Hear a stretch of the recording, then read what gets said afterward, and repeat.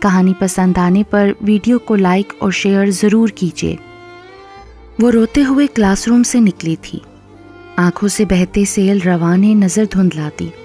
اسے تو یہ بھی احساس نہ رہا تھا آس پاس سے گزرتے اسٹوڈنٹس کتنی حیرانی سے اسے یوں روتے ہوئے دیکھ رہے ہیں۔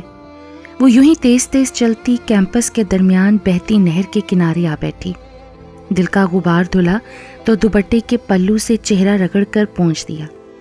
اس کے گمان تک میں نہ تھا جس نئی ٹیچر کی وجاہت اور پرسنالٹی کی اس کی فرینڈس نے تعریفیں کر کر کے اس کے کان کھا لیے تھے، وہ کوئی اور نہیں، وہی ستمگر ہوگا۔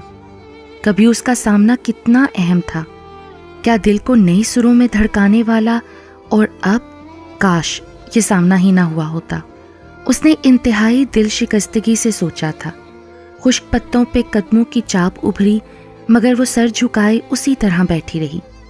لاریب، بانوز بھاری شناسا آواز پہ وہ ٹھٹک کر مڑی اور اسے تمام تر وجاہتوں کے ہمراہ روبرو پا کے ساکن ہو گئی۔ آنکھوں میں ایک بار پھر آنسوؤں نے دھندلاہٹ بھر دی، مگر اگلے ہی لمحے وہ اٹھی تھی اور کترا کر نکل جانا چاہتی تھی کہ اس کا ارادہ بھانپتے ہوئے ہی وہ سرت سے اس کا راستہ روک کر کھڑا ہو گیا۔ وٹ نانسنس مصطفیٰ خان، ہٹیے، جانے دیجیے مجھے۔ مصطفیٰ خان نے اس کی ناک اور آنکھوں میں اتری سرخی کو بغور دیکھا اور نرمی سے بولا تھا، تو کیا تم بھی خفا ہو؟ اس کا لہجہ شاکی تھا۔ میں بھی؟ وٹ ڈو یو مین مصطفیٰ خان صاحب؟ میرا آپ سے تعلق کیا ہے؟ اس کا لہجہ زہر خند ہو گیا۔ مصطفیٰ خان نے تڑپ کر مضطرب نظروں سے اسے دیکھا۔ میں کزن ہوں تمہارا، اور کچھ نہیں، کچھ بھی نہیں ہے مصطفیٰ خان ہمارے بیچ۔ جبھی تو آپ اتنی سہولت، اتنی آسانی کے ساتھ سب کچھ چھوڑ چھاڑ کر چلے گئے تھے، مجھ سمیت۔ اگر آپ کو میرے جذبات اور احساسات کی پرواہ ہوتی تو آپ کبھی ایسا نہ کرتے۔ میں نے تمہیں تو نہیں چھوڑا ہے لاریب۔ وہ بے کل سا ہونے لگا اور لاریب کے چہرے پہ تمسخرانہ مسکان بکھر گئی۔ آپ کو کیا فرق پڑتا ہے؟ آپ کے نزدیک کیا اہم ہے وہ آپ بتا چکے ہیں۔ وہ نہ چاہتے ہوئے بھی بھرائی آواز میں شکوہ کر گئی اور آواز کی اس بھراہٹ کو محسوس کر کے ایک بار پھر اس سے کترا کر جانے لگی۔ لاریب پلیز میری بات۔ وہ ایک بار پھر اس کے پیچھے بھاگ کر آیا تھا کہ وہ پلٹے بغیر بھرپور اجنبیت اور رکھائی سے بولی تھی، لوگ دیکھ رہے ہیں سر، اور یہاں ہمارے دوہرے تعلق سے بھی کوئی واقف نہیں ہے۔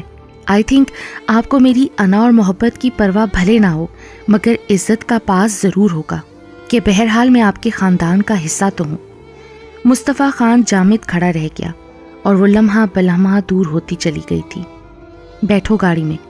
وہ پوائنٹ کے انتظار میں روڈ پہ کھڑی تھی جب مصطفیٰ خان کی گاڑی ایک جھٹکے سے اس کے پاس آ کر رکی۔ لاریب نے جھنجھلا کر تیز نظروں سے اسے دیکھا۔ میرا خیال ہے آپ کو میری بات سمجھ میں نہیں آئی تھی۔ میں اس بات کو کتنا سمجھا ہوں یہ میں تمہیں بتا دیتا ہوں۔ گاڑی سے اتر کر اس کے مقابل آتا وہ کسی قدر درستی سے بولا اور اس کا بازو پکڑ کر ایک جھٹکے سے گاڑی میں پٹک دیا، دروازہ لاک کیا اور خود ڈرائیونگ سیٹ پہ آ گیا۔ یہ سب کچھ اتنا اچانک، اتنا جلدی میں ہوا کہ لاریب بکھرے حواسوں سمیت کوئی دفاعی رد عمل بھی نہ دے سکی۔ کیا مقصد ہے آپ کا اس فضول حرکت سے؟ اغوا کر کے لے جائیں گے کیا؟ وہ بپھر سی گئی تھی۔ مصطفیٰ خان کا چہرہ ایک دم سرخ پڑ گیا۔ ایکسلریٹر پہ اس کے پیر کا دباؤ بڑھا اور گاڑی کی رفتار خطرناک حد تک تیز ہو گئی۔ اس کے چہرے کے تاثرات سے صاف لگا تھا اگر یہ بات لاریب کے بجائے کسی اور نے کہی ہوتی تو اب تک وہ اس کا حشر بگاڑ چکا ہوتا۔ گاڑی روکیں، مجھے اترنا ہے، دیر ہوگی تو ماما پریشان ہو جائیں گی۔ وہ اس کے تاثرات سے خائف ہوتی بولی تھی۔